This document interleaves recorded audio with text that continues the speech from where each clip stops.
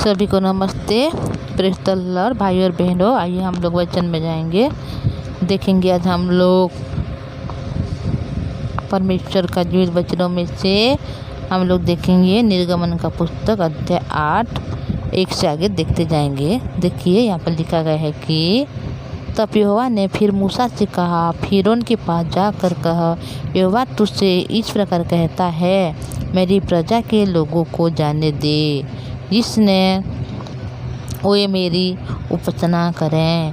तो हम देखे थे इससे पहले भाई और बहनों कि किस प्रकार मूसा से परमेश्वर ने कहा था कि तुम जाके इस बात को बोलना और फिर उनके सामने जो नील नदी है उस नदी में एक जो लाठी है उसको मारना, ताकि जब उस नदी में लाठी मारोगे तो उस नदी में जितने भी जल है हर एक जल लहू बन जाएगी और जितने भी मछलियाँ सब सड़ने लगेंगे और उनके पानी को कोई भी मिस्री लोग पीने को नहीं पाएंगे।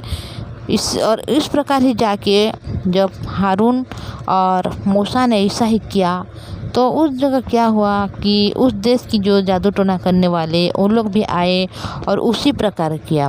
तो इस बात को देख के फिरौन के हृदय ने कभी भी नम्र नहीं हो पाया, बल्कि कठोर हो गया, हठीला हो गया और वो क्या किया कि उन लोगों को जाने के लिए फिर मना कर दिया और वहाँ से भागे। तो फिर यहोवा परमेश्वर ने मूसा से आके यहाँ पर बोल रहे हैं कि तुम जाओ, जाकर ये बताना कि हम सबों को यहाँ से जाने दो और हम लोग जाके क्या करें, वहाँ पर जाके उपासना करेंगे बोल के परमेश्वर यहोवा ने मूसा से बोला है। परंतु यदि उन्हें जाने न दे तो सुन, मैं मेंढक भेजकर तेरे सारे देश को हानि पहुँचाने वाला हूँ और नील नदी मेंढकों से भर जाएगी और वे तेरे भवन में और तेरे बिछौने पर और तेरे कर्मचारियों के घरों में और तेरी प्रजा के वरन तेरे तंदूरों और कोठरियाँ से भी बढ़ जाएंगे और तुझ पर और तेरी प्रजा और तेरे कर्मचारियों सब पर मेंढक चढ़ जाएंगे। तो परमेश्वर यहोवा ने अभी और एक चमत्कार को दिखाना चाहता है कि वह इस्राएली लोगों को कितना प्रेम करता है, कि इस्राएली लोगों के लिए परमेश्वर ने सब कुछ कर सकता है। तो अभी भाई और बहनों, जब परमेश्वर यहोवा ने एक जो चमत्कार के काम को करने के लिए जब मूसा को बोला और मूसा ने वही काम को किया कि जल को लहू बना डाला, तो उसी समय से भी फिरौन जो राजा है उसका हृदय ने हठीला हो गया और वो इस्राएल लोगों को जाने के लिए मना कर रहा है। तो अभी परमेश्वर ने इस प्रकार बोल रहे हैं कि अगर उन जाने नहीं देंगे तो मैं इस प्रकार करूँगा कि उन जो राजा है उनके नील नदी में बहुत ज़्यादा मेंढक बनाऊँगा और पहुंचाऊंगा और इतना ज़्यादा मेंढक भेजूंगा कि सारे देश में हानि पहुंचाने वाले होंगे और नील नदी में मेंढक भर जाएंगे और भवन में और बिछौने में भी भर जाएंगे और कर्मचारी के घरों में जो प्रजा है वरन तंदूरों में भी और कोठरियाँ में भी चढ़ जाएंगे और तुझे और तेरी सारी प्रजा व कर्मचारियों के सभी घरों में भी भर जाएंगे बोल के परमेश्वर ने मूसा से बोल रहा है कि परमेश्वर इसी प्रकार करेंगे बोल के मूसा तो जाके फिर उनसे बोलना बोल के बात कर रहे हैं मूसा से परमेश्वर यहोवा ने। फिर यहोवा ने मूसा से आज्ञा दी, हारून से कह दे कि नदियाँ, नहरों और झीलों के ऊपर लाठी के साथ अपना हाथ बढ़ाकर मेंढकों के मिस्र देश पर चढ़ा ले आए। तो उसी प्रकार भाई और बहनों, जब परमेश्वर यहोवा ने अभी मूसा से बोल रहा है कि हारून से इस प्रकार बोल कि नील नदी से लाठी मार के वह जितने भी मेंढक है हर मेंढक को नहरों और झीलों के ऊपर लाठी के साथ अपना हाथ बढ़ाकर मेंढकों को मिस्र देश पर चढ़ा ले आए। तब हारून ने मिस्र की जलाशयों के ऊपर अपना हाथ बढ़ाया और मेंढकों ने मिस्र देश पर चढ़कर उससे छा लिया और जादूगर भी अपने तंत्र मंत्र से उसी प्रकार मिस्र देश पर मेंढक चढ़ा ले आए। तो देखिए जिस प्रकार वह परमेश्वर ने कर रहे हैं और चमत्कार को दिखा रहे हैं, हर एक बातों को मिस्र देश में जो जादू टोना करने वाले हैं, तंत्र मंत्र करने वाला लोग हैं, उन लोगों ने भी उसी प्रकार कर रहे हैं। तो देखो इस प्रकार तंत्रों के द्वारा उन लोग भी उसी प्रकार ले आ रहे हैं मेंढकों को।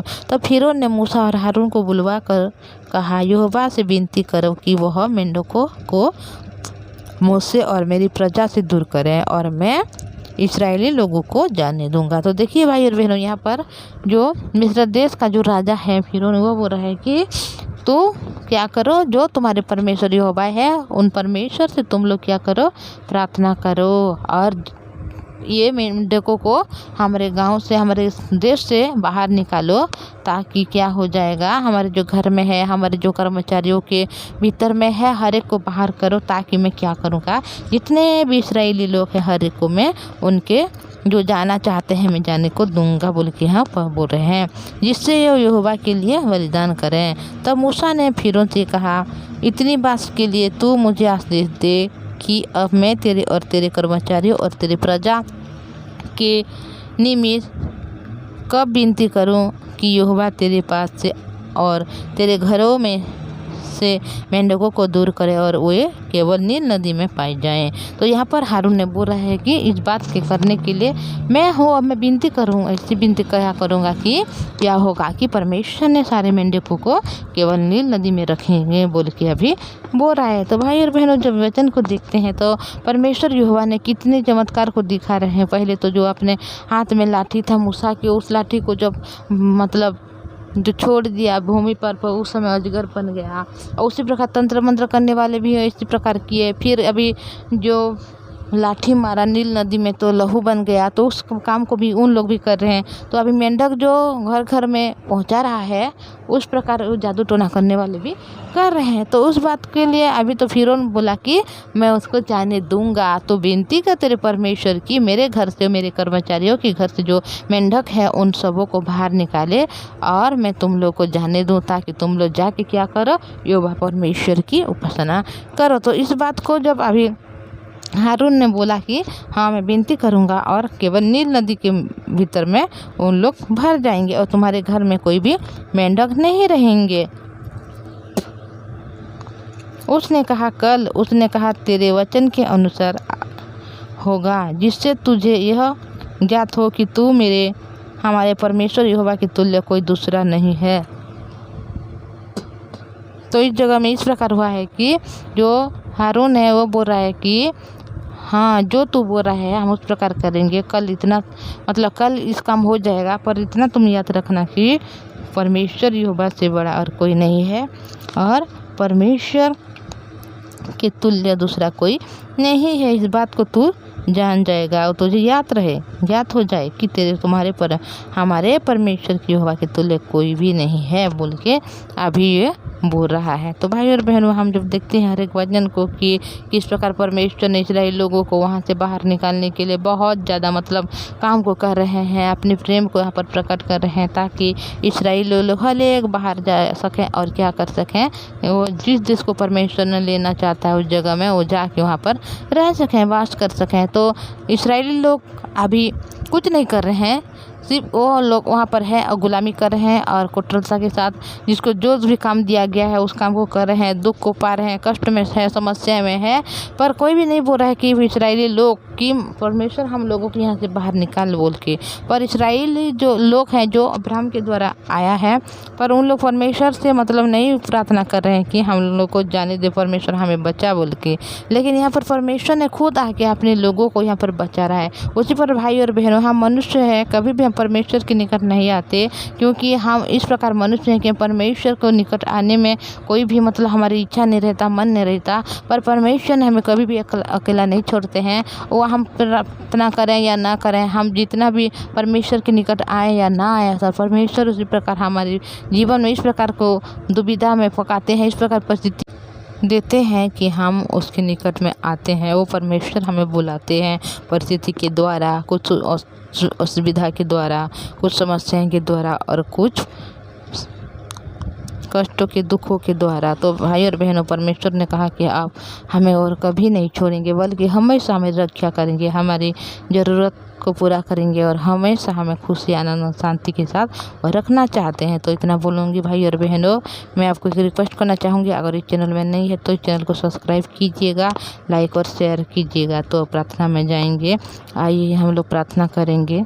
पवित्र परमेश्वर पिताजी, धन्यवाद दयालुवान प्रभु, आपकी दया अनुग्रह महान है।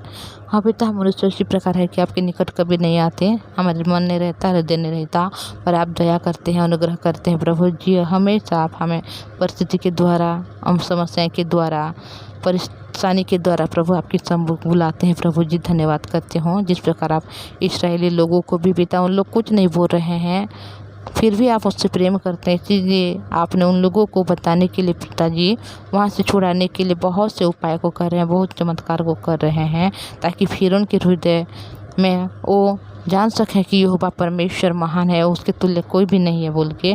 तो पवित्र परमेश्वर पिताजी, हमारे भाई बहन के जीवन में आशीष अनुग्रह दीजिए। हो सकता है पिता उनके हृदय में इस प्रकार है कि उन लोग पिता परमेश्वर आपके निकट नहीं आते पिता, इस प्रकार काम है कि पिता वो बहुत सारे समस्या में है पिता परमेश्वर, वो आपको नहीं बुला सकते, आपके निकट नहीं आ सकते, पर आप दयालुवान हो प्रभु, आप महान हो प्रभु, आप प्रेम करने वाला परमेश्वर है। हमारे भाई बहन को आपने चुना है प्रभु, उनको ठहराने वाला परमेश्वर आप है। मूसा हारून की जैसा आपने उनको यूज करना चाहते हैं, ताकि जितने भी लोग हैं प्रभु जी आपको नहीं जानते हैं, अंधकार में घिरे हुए हैं प्रभु, उन सबों को आप छुड़ा कर प्रभु आपके राज्य में प्रवेश करना चाहते हैं, जो स्वर्ग के राज्य है, जो अनंत जीवन है पिता परमेश्वर। धन्यवाद करते हो प्रभु, आपने बिना मूल्य में पिता अनुग्रह के द्वारा, आपकी दया के द्वारा आपने हर एक बातों को दिया है। आपने हमारी प्रार्थना सुना है, धन्यवाद। यीशु के नाम से मांगते हैं, आमीन। Thank you.